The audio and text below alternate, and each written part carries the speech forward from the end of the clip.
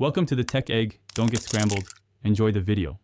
You start by confirming your iPhone supports ESIM and then get the JV ESIM credentials ready. This saves time. Make sure you're on a stable Wi-Fi network because downloading profiles requires internet. Once done, open Settings and tap Cellular to begin. If you plan to use dual SIM, decide which line stays physical and disable automatic SIM swaps to prevent conflicts. This first step puts you in the right place. It prevents errors later when you add the ESIM profile.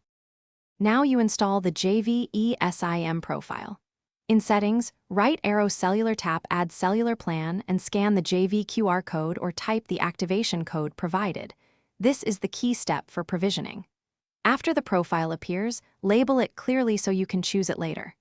Make sure you select which line is default for cellular data and which for voice and SMS. This avoids accidental charges.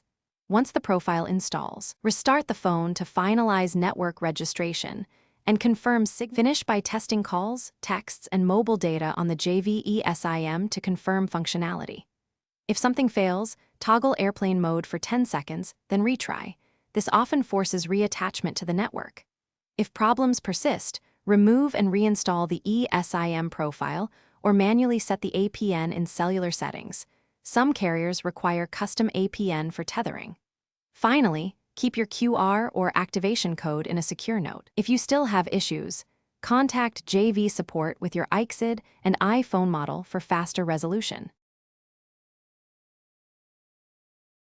Thanks for watching. Consider subscribing if I helped unscramble your problems.